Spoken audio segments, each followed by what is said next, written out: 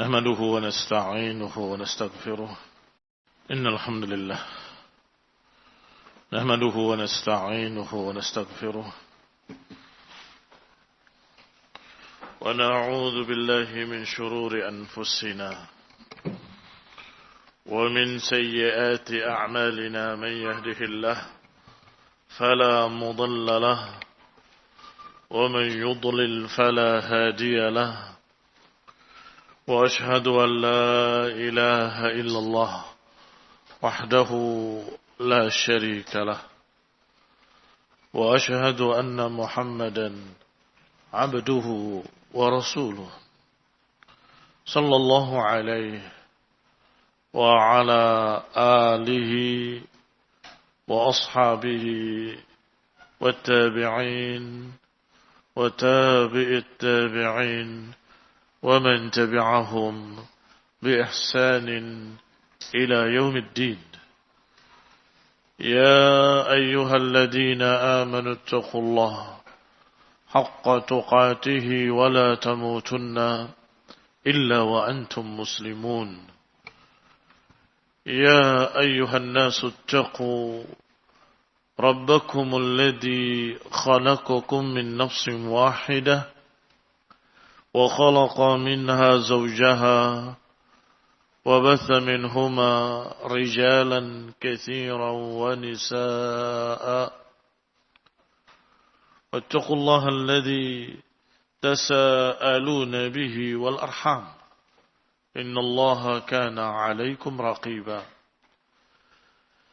يا أيها الذين آمنوا اتقوا الله وقولوا قولا سديدا يصلح لكم أعمالكم ويغفر لكم ذنوبكم ومن يطع الله ورسوله فقد فاز فوزا عظيما أما بعد فإن خير الحديث كتاب الله وخير الهدي هدي محمد صلى الله عليه وعلى آله وسلم وشر الأمور محدثاتها فإن كل محدثة بدعة وكل بدعة ضلالة وكل ضلالة في النار.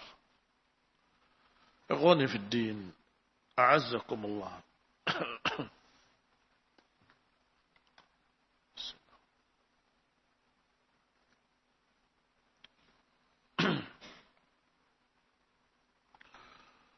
نواصل درسنا في كتاب الداء والدواء لابن القيم رحمه الله تعالى.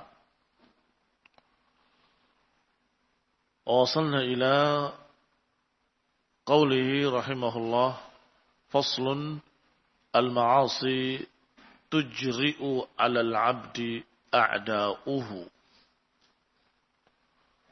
Maksiat akan membuat musuh-musuhnya semakin berani, semakin lancang. Dan itu pun sudah dibahas sampai pada ucapan beliau faslun wa min uqubatiha annaha takhunu al-'abda ahwaj ma yakunu ila nafsihi fa inna kulla ahadin yahtaju ila ma'rifati ma yanfa'uhu wa ma yadurruhu fi ma'ashihi wa ma'adihi. Kata Ibnu Qayyim rahimahullah, di antara akibat dosa, bahwa dosa itu akan mengkhianati pelakunya. Ahwaj ma yakunu ila nafsih. Justru akan mengkhianati pada apa-apa yang paling diperlukan oleh seorang hamba. Apa yang paling diperlukan oleh seorang hamba? Fa inna kulla ahadin yahtaju ila ma'rifati ma yanfa'uhu wa ma yadurruhu fi ma'ashihi wa ma'adihi. Setiap manusia, setiap hamba sangat membutuhkan pengenalan untuk mengetahui apa yang bermanfaat baginya dan apa yang bermadarat baginya di dunia dan di akhirat. Ikhwani fi din, a'azakumullah, kaum muslimin rahimani wa rahimakumullah. A'lamun nas a'rafuhum bidzalika 'ala at-tafsil. Manusia yang dikatakan paling alim adalah manusia yang paling mengerti apa yang bermanfaat baginya dan apa yang merugikan baginya di dunia dan di akhirat. Maka dia paling alim. Wa aqwahum wa akyasuhum man qawiya ala nafsihi wa iradatihi. Orang yang paling kuat, orang yang paling cerdas adalah orang yang bisa menundukkan dirinya untuk mengikuti apa yang telah diketahuinya, mengambil yang bermanfaat dan menghindari yang bermadarat di dunia dan akhirat. Berarti orang itu paling kuat, paling cerdas, paling jenius. Sehingga barakallahu fikum, sudah sering kita singgung bahwa yang namanya ilmu bukan sekadar teori. Tetapi kalau dia mengerti apa yang bermanfaat kemudian dia ambil, dan dia tahu apa yang bermadarat kemudian dia hindari, berarti orang itu cerdas, alim. Fasta'malaha fima yanfa'uhu wa kaffaha amma yadurruhu. Maka orang yang cerdas, orang yang alim adalah orang yang menggunakan perkara-perkara yang bermanfaat untuk manfaat dirinya. Dan menghentikan apa yang akan bermadarat bagi dirinya.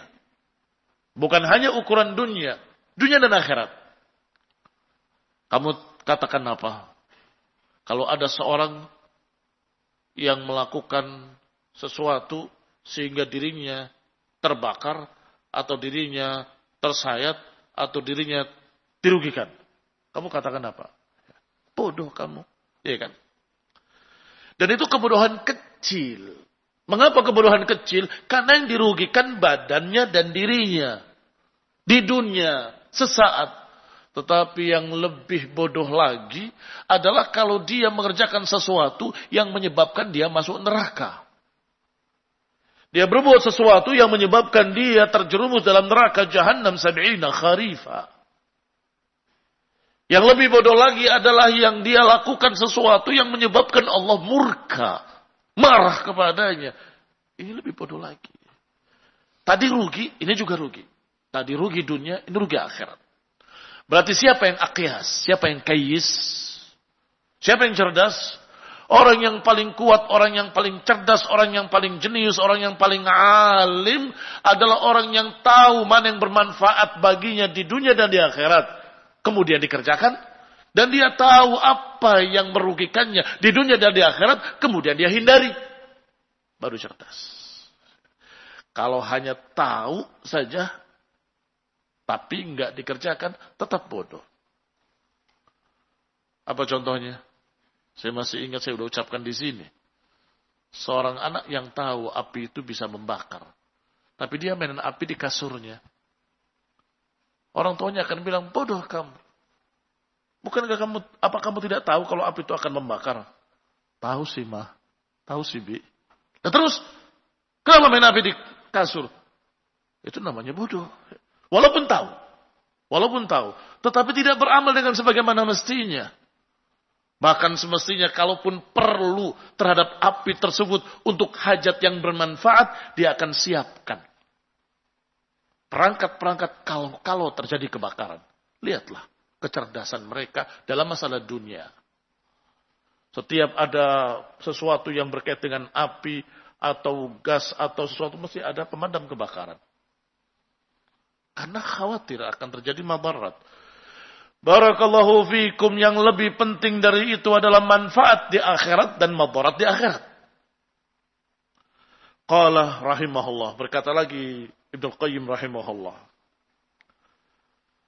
Wa fi dzalika tafawatat ma'arifun nas wa himamuhum Wa manaziluhum.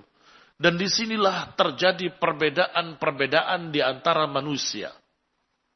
Tafawatat maknanya berbeda-beda. Ma'arifun nas. Pengenalan manusia terhadap mana yang bermanfaat, mana yang bermudarat. Berbeda-beda. Ada yang tahu sedikit, ada yang tahu agak banyak, ada yang tahu lebih banyak, ada yang tahu paling banyak. Masya Allah. Wahimamuhum wa manaziluhum. Demikian pula semangat mereka untuk mengikuti yang bermanfaat dan menghindari yang bermadarat.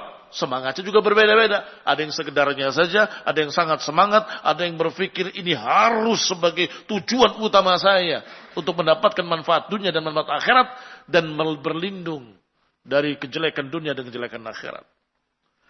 Fa'arafuhum man kana 'arifan bi asbabis sa'adah.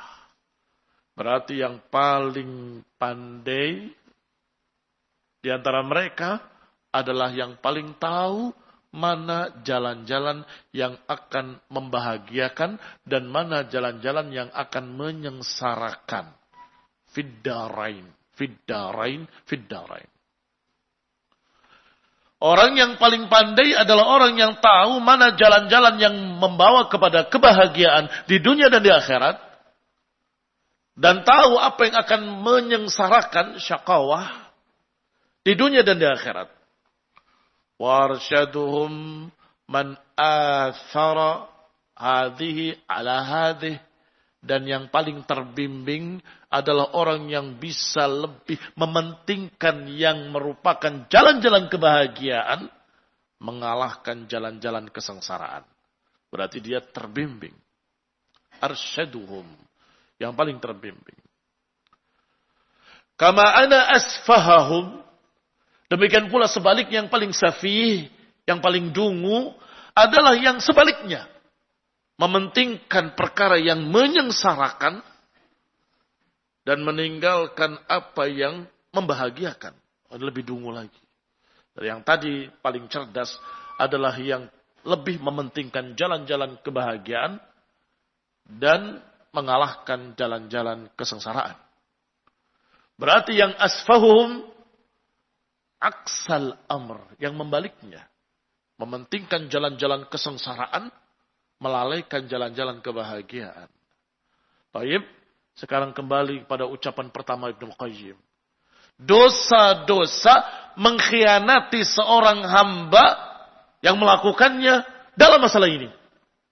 Saya ulangi, dosa-dosa akan mengkhianati pelakunya dalam masalah tadi.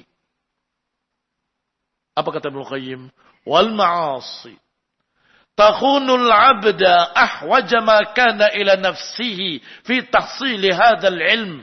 Dosa-dosa itu akan mengkhianati seorang hamba, akan mengkhianati pelakunya pada perkara yang paling penting, pada perkara yang paling dibutuhkan oleh seorang jiwa atau sesolok jiwa.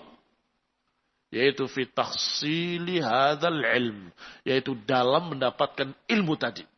Mana yang baik, mana yang buruk, mana yang menyengsarakan, mana yang membahagiakan di dunia dan di akhirat.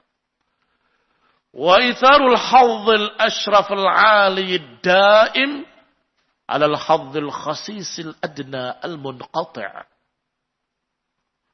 Dosa-dosa tadi akan mengkhianatinya dan akan menjadikan orang itu justru itharul hadzil ashrafil 'ali, yang harusnya seorang hamba lebih mementingkan bagian yang ashraf, yang mulia. Al-ali, yang tinggi. Ad-daim, yang terus-menerus.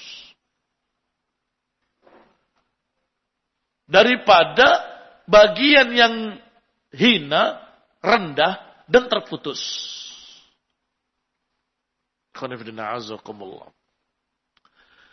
Dosa-dosa tadi mengkhianati seorang hamba terhadap ilmu tadi, ditutupi ilmunya, dikaburkan, disamarkan. Maka kamu lihat, orang yang memiliki rumah yang bagus, kamar yang bagus, ranjang yang bagus, tetapi dia tidur di selokan. Apa itu? Dungu. Kok bisa tidur di selokan? Ada Ustaz manusia seperti itu. Ada. Yaitu mereka-mereka yang kecanduan narkoba. Kemudian dia membayar uang tidak sedikit. Kemudian dia teler dan dia tertidur di selokan sampai pagi hari.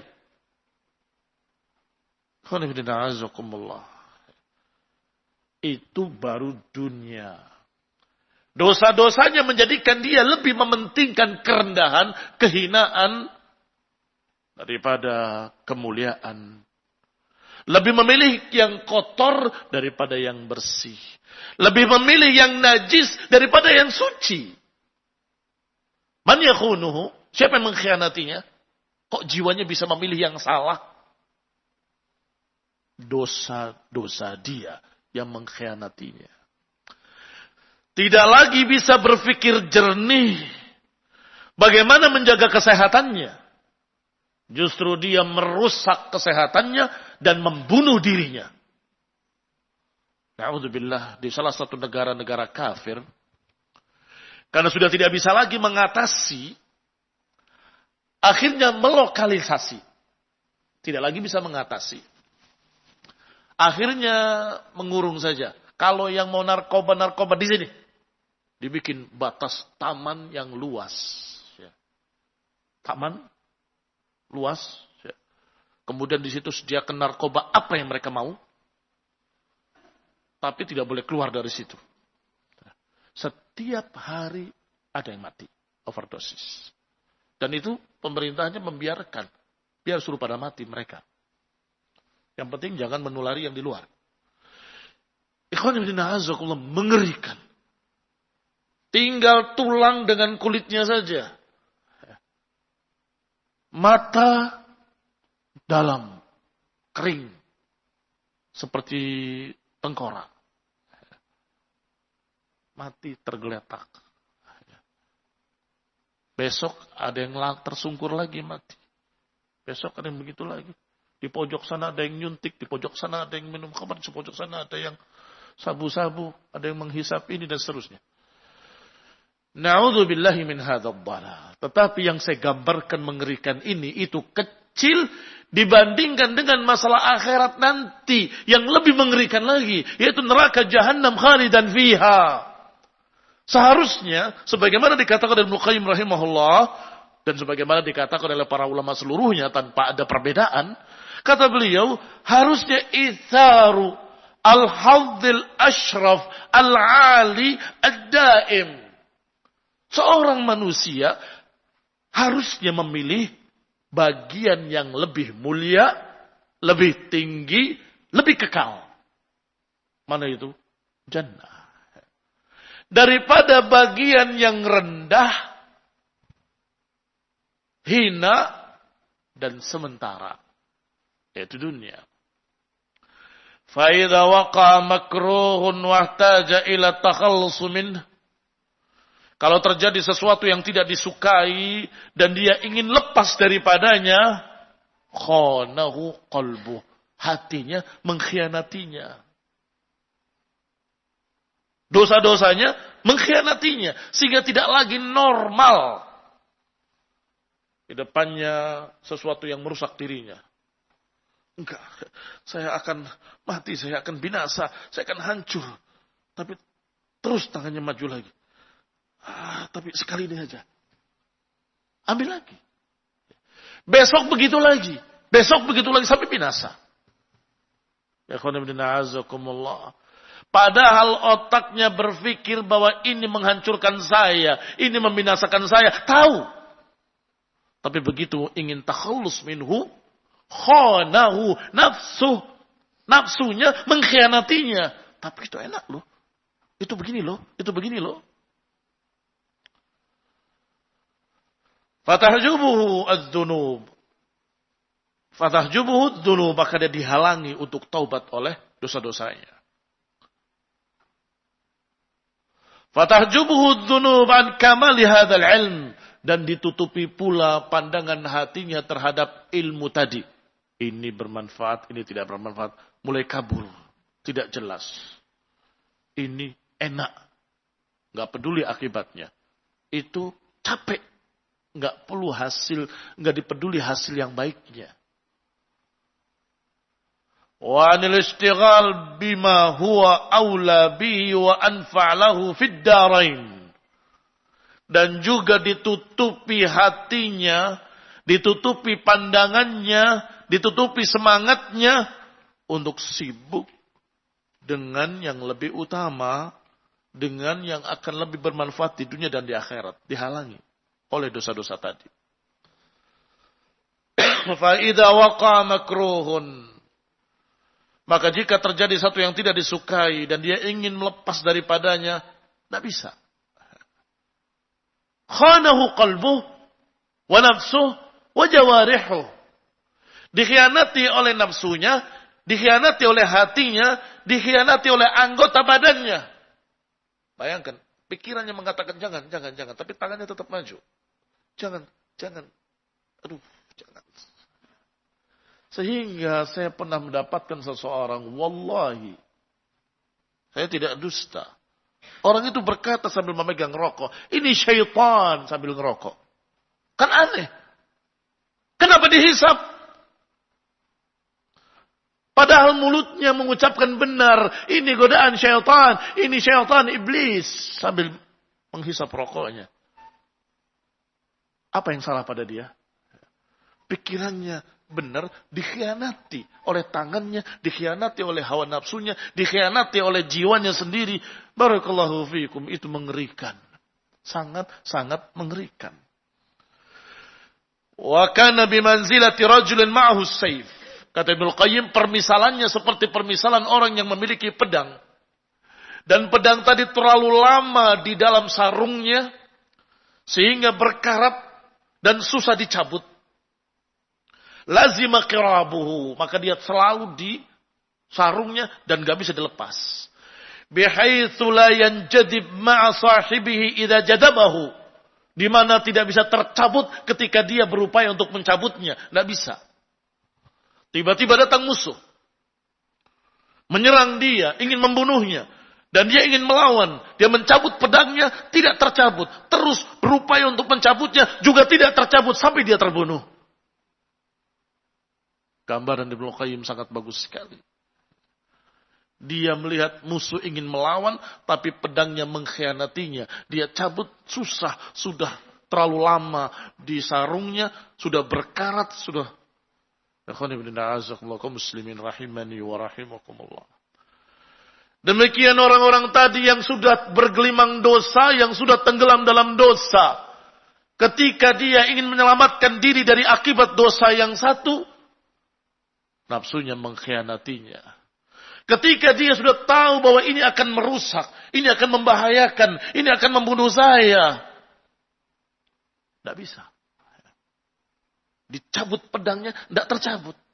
Dipaksa, tidak tercabut sampai dia kalah. Wa kadzalikal qalbu, demikian pula yang namanya hati. Yasda bidzunub, hati pun bisa berkarat dengan dosa-dosa. Wa yasiru muthqanan bil marad, dan kemudian hati tersebut dijangkiti berbagai macam penyakit hati.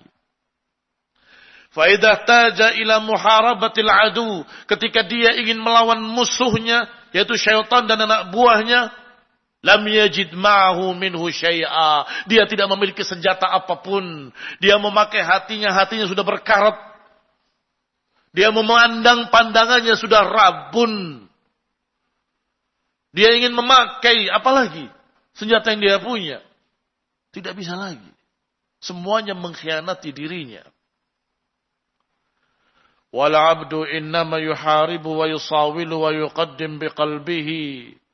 Sedangkan seorang hamba, kata Ibnu Qayyim rahimahullah, akan melawan, akan memerangi, akan menghadapi musuh itu dengan hatinya. Musuh yang bernama syaitan, dia akan melawan dengan hatinya. Dengan tangan begini-begini nggak kena. Pukul, sikat, karate, nggak bisa. Harus dengan hati yang kuat, hati yang kokoh. Wal jawarih tab'un lil qalb, adapun anggota badan ikut hati. Kalau hatinya nyuruh, ya akan berbuat. Kalau tidak, ya tidak. Fa idza lam yakun indahu malakaha, quwwatun yadfa'u biha fama dhannu biha. Kalau tidak ada hati yang memimpinnya, kalau hatinya sudah kotor, hatinya sudah berkarat, enggak ada yang memerintah anggota badannya, apakah anggota badannya akan berbuat? Tidak bisa berbuat apapun. Wa kadzalikan nafs fa innaha tatakhannath bisyahawati wal ma'asi. Demikian pula nafsu, demikian pula jiwa ini, dia akan menjadi banci, akan menjadi lemah dengan syahwat dan kemaksiatan. Wa tad'uf, akan menjadi lemah. Takhannath akan menjadi banci, tad'uf akan menjadi lemah. A'ni an-nafsul mutmainnah, yang saya maksud adalah nafsul mutmainnahnya, yang kemudian melemah. Kemudian tidak lagi memiliki keberanian. Takhannath. Wa in kana al-ammarah taqawwa wa tata'assad. Sedangkan nafsu ammarahnya justru bertambah kuat. Manusia memiliki dua jiwa. Nafsul ammarah dengan nafsul mutmainnah. Adapun nafsul mutmainnah, jiwa yang tenang tentram, selalu mengarah pada kebaikan-kebaikan. Adapun nafsul ammarah, dikatakan oleh Allah ammaratun bisu, selalu menyuruh pada kejelekan-kejelekan. Tetapi barakallahu fikum, karena dosa yang dilakukannya diulangi lagi sampai kemudian hati itu berkarat, maka jiwa yang mutmainnahnya melemah dan nafsul ammarahnya semakin kuat. Tataqawwa wa tata'assad. Wa kullama qawiyat hadhihi dha'ufat tilk. Kata Ibnu Qayyim, dan setiap semakin kuat yang ini akan semakin lemah yang itu. Kalau semakin kuat yang itu akan semakin lemah yang ini. Jiwa nafsul mutmainnah dan jiwa nafsul ammarah. Kalau nafsul mutmainnahnya melemah, nafsul ammarahnya semakin kuat. Tetapi kalau nafsul mutmainnahnya semakin kuat, nafsul ammarahnya akan semakin lemah. Wahakadha. Fayabqal hukum wa tasarruf lil ammarah. Kalau sudah nafsul mutmainnahnya semakin melemah dan nafsul ammarahnya semakin kuat, maka yang tersisa adalah hukum dan perbuatan dari nafsul ammarah bisu. Inna nafsa la ammaratun bisu. Sesungguhnya jiwa ini selalu mengarah pada kejelekan-kejelekan. Yani nafsul ammarah atau nafsu yang sering disebut dalam bahasa Indonesia dengan nafsu. Warubama matat nafsuhul mutmainnah mautan. Bahkan bisa jadi nafsul mutmainnahnya mati sama sekali, hilang. La yartajimahu hayah, yang tidak diharapkan hidup lagi. Fahadha mayyitun fid dunya, maka orang ini seperti mayyit di dunia. Mayyitun fil barzakh, dan dia mayyit di dalam barzakhnya. Ghaira hayyin fil akhirat, dan tidak hidup di akhirat hayatan yantafi'u biha. Tidak hidup dengan kehidupan yang bermanfaat. Di dunia hidupnya tidak bermanfaat. Dikubur juga ketika dibangkitkan tidak bermanfaat. Bahkan tersiksa dengan siksa kubur. Di akhirat juga kehidupannya bukan kehidupannya hakiki. Kehidupan bainal hayati wal maut. Kehidupan di antara mati dan hidup.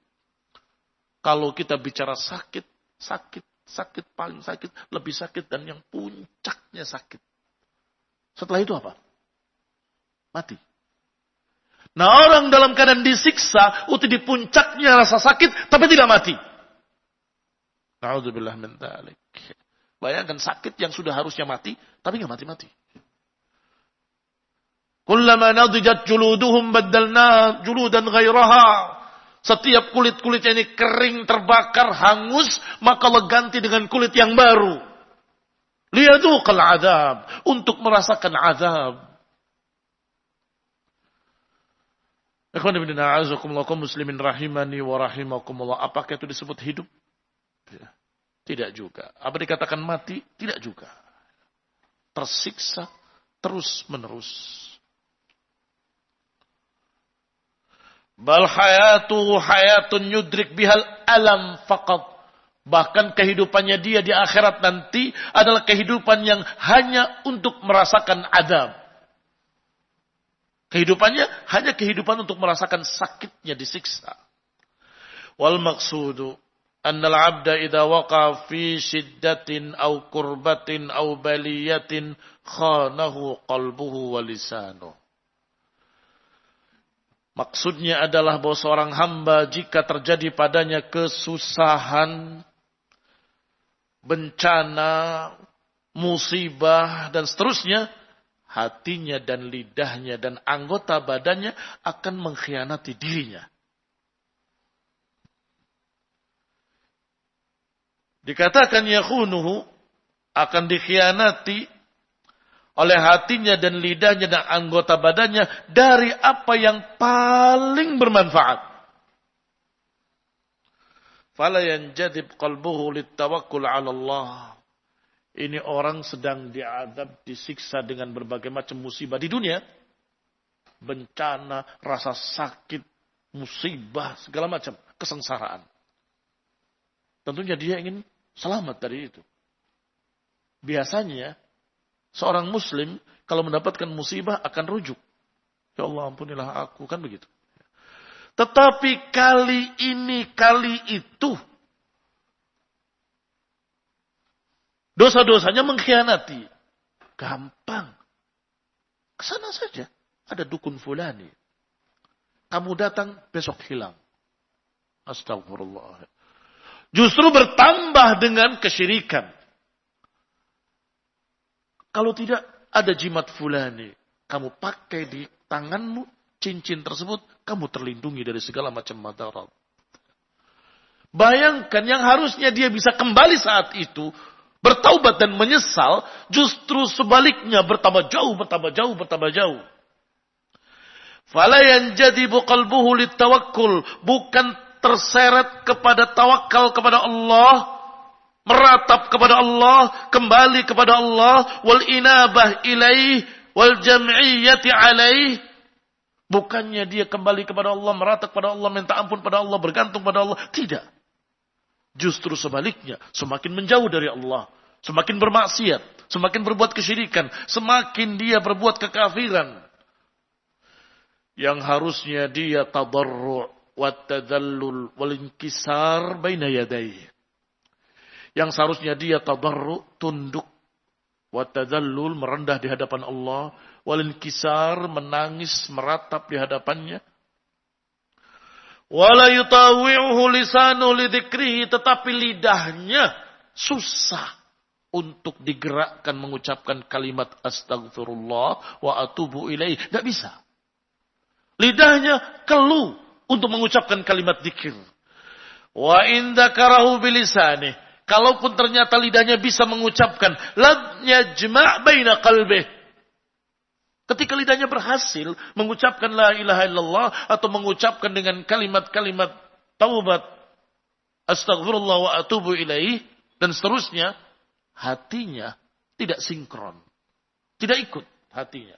Hatinya masih berkata, apa bisa dengan kalimat seperti ini saya sembuh? Astagfirullah. Masih dikhianati oleh hatinya. Wa in dzakarahu bilisanihi lam yajma' baina qalbihi wa lisanihi. Kalaupun bisa mengucapkannya, tidak sinkron antara lidahnya dengan hatinya. Hatinya tetap menggelambiar kemana-mana, bahkan tetap menentangnya. Apa bisa kalimat ini bisa menyelamatkan saya dari musibah ini? Astagfirullah. Fayanhabisul qalbu 'alal lisan. Maka hati ini terkurung. Dengan lisannya bihaitsu yu'thiru dzikr, atau menghalangi hatinya terhadap lisannya yang telah mengucapkan dzikir. Lisannya mengucapkan dzikir, hatinya menentang. Ya sekedar saya ucapkan ini, saya nggak yakin tuh apa bisa menyembuhkan. Walau arad min jawarihi an tu'inuhu bi ta'atin, kalaupun jawarihnya ingin melakukan sesuatu, anggota badannya. Tadfa' anhu lam tanqad lahu wa lam tutawi'uh. Kalaupun anggota badannya ingin digerakkan untuk mentaati perintah Allah agar selamat dari kesusahannya, tidak dituruti. Lam tanqad lahu wa lam tutawi'uh. Enggak mau terikat dan enggak mau disuruh anggota badannya. Wa hadza kulluhu atharud dzunub wal ma'asi. Ini semua akibat dosa-dosa dan kemaksiatan. Pikirannya, aduh saya ingin duduk, ingin baca Quran, saya ingin salat, tapi badannya tetap diam saja. Kaman lahu jundun yadfa'una anhu al-a'da. Gambarannya seperti seseorang yang punya tentara yang bisa dipakai untuk menyerang musuh. Fa'amala junduhu, tetapi tentara itu tidak mau diperintah. Apa gunanya tentara tersebut? Serang. Diam aja tentaranya. Enggak ada yang mau tunduk. Tidak ada yang mau menyatakan siap. Enggak ada. Fa'amala junduhu wa dayya'ahum wa adha'afahum, maka dia punya tentara tidak bermanfaat karena tentaranya sendiri menyia-nyiakan pimpinannya dan menyia-nyiakan mereka, melemahkan mereka. Wa qata'a akhbarahum, maka terputuslah berita mereka. Habis. Tsumma arada minhum 'inda hujumil adu. Demikian pula ketika ingin menyerang musuh, an yastafrighu wus'ahum, agar menghabiskan seluruh upaya, seluruh usaha, pakai seluruhnya, fid dafa' anhu bighairi quwwah. Ternyata tetap tidak mau bergerak. Itu gambarannya. Hatinya atau dirinya ingin selamat dari kesengsaraan ini. Susah untuk digerakkan lidahnya untuk mengucapkan kalimat-kalimat yang menyelamatkan, yaitu kalimat thayyibah, doa, zikir, taubat dan seterusnya. Susah. Kalaupun terucap, hatinya tidak sinkron, masih menentang lidahnya. Kamu ngomong apa? Gak akan manfaat, kata hatinya. Kamu ngomong apa zikir-zikir seperti itu? Apa bisa sembuh dengan itu? Dan ketika badannya, kalau gitu saya akan sholat. Saya akan berbuat baik. Saya akan baca Quran. Badannya tidak bisa digerakkan. Tidak taat pada nafsul mutmainnah. Karena yang lebih menang adalah nafsul ammarah. Yang lebih kuat adalah dorongan kepada kemaksiatan. Ikhwan ibn a'azakullah kaum muslimin rahimani wa rahimakumullah. Thumma arada minhum indal hujum. Hadza wa thamma amrun akhwaf min dalik. Kata Ibnu Qayyim ini. Dan di sana, sama di sini, hunaka maknanya. Dengan fathah di tha. Bukan thumma yang bermakna kemudian. Tapi sama. Wa thamma amrun akhwaf min dalik. Dan di sana ada perkara yang lebih menakutkan. Wa adha wa amar. Lebih mengerikan dan lebih pahit. Wahuwa an yakhunuhu qalbuhu wa lisanuhu indal ihtidar. Yaitu ketika lidahnya dan hatinya berkhianat ketika akan matinya. Datang malakul maut dan mencabut nyawanya. Maka dia ingin mengucapkan syahadat, ingin bertaubat, tetapi hatinya dan lidahnya menentang. Sehingga tidak bisa berbuat apapun. Yani ketika intiqal ilallah ta'ala. Ketika ingin kembali kepada Allah. Ketika akan diwafatkan. Khanahu qalbuhu wa lisanuh.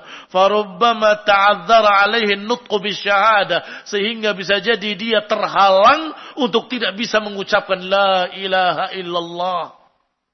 Tidak bisa mengucapkan kalimat tauhid di akhir hidupnya. Kama syahadan nas katsiran minal muhtadirina asabahum dzalik. Sebagaimana disaksikan di tengah-tengah manusia, kebanyakan orang yang muhtadirin, kebanyakan ahli maksiat, ketika wafatnya tidak bisa menyebutkan la ilaha illallah. Dan dikisahkan beberapa ulama. Di antaranya Syekh Zamil Zainu. Ada seorang anak muda. Yang kebut-kebutan dengan mobilnya. Dengan suara musik yang sangat keras. Dengan lagu yang sangat keras. Kecelakaan. Dan dia hampir mati. Keluarganya mentalkinnya. La ilaha illallah, la ilaha illallah.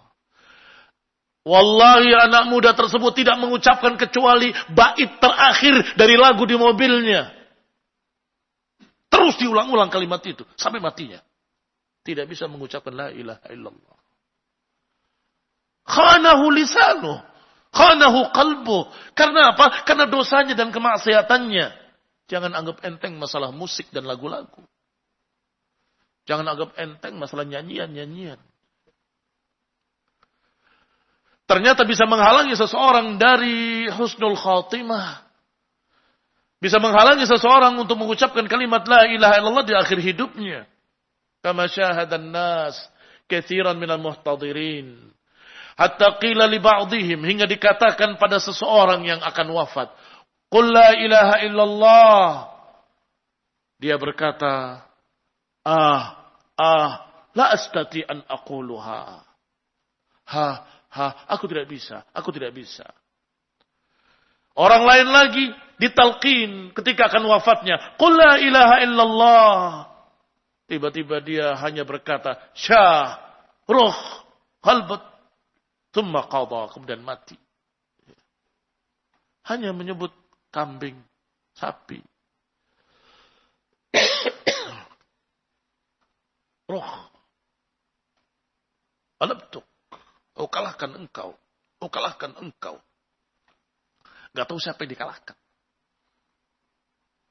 Yang diingat adalah urusan dunianya, perdagangannya, bisnisnya, dan ternak-ternaknya. Ikhwani fiddina azakumullah kaum muslimin rahimani wa rahimakumullah. Wa qila lil akhar, kejadian lagi kata Ibnu Qayyim, ketika seseorang dikatakan qul la ilaha illallah ketika ihtidar, ketika akan wafatnya. La ilaha illallah, qul la ilaha illallah.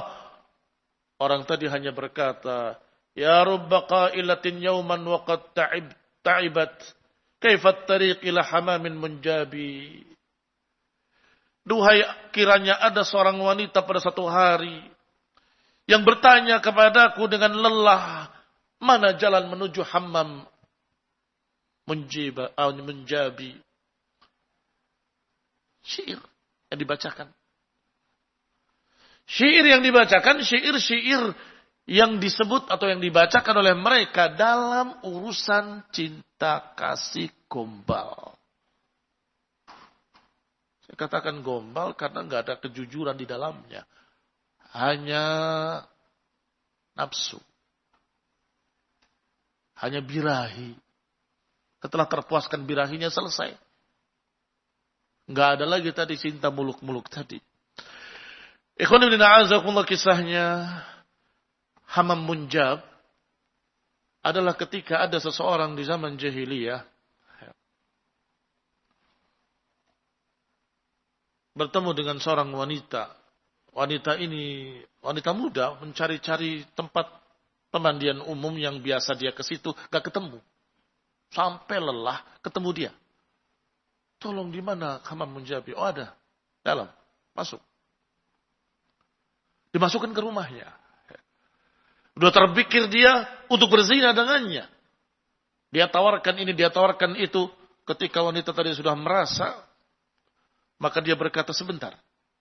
Aku akan ngambil sesuatu yang akan lebih membuat indah. Kemudian dia keluar. Percaya orang tadi. Dan gak kembali lagi selamanya. Sampai orang tadi sangat menyesalnya. Kenapa aku lepas dia? Kenapa aku lepas dia? Dia mendendangkan sebuah syair. Dan syairnya jadi terkenal. Duhai, kiranya ada seorang wanita yang bertanya kepadaku dengan kelelahan. Mana Hamam Munjabi? Orang berbuat dosa gagal, kok disesali. Dan kemudian didendangkan oleh mereka. Dan sampai matinya ketika disebutkan, Qul la ilaha illallah, masih mengingat syair itu. syair tentang Hammamil Munjabi.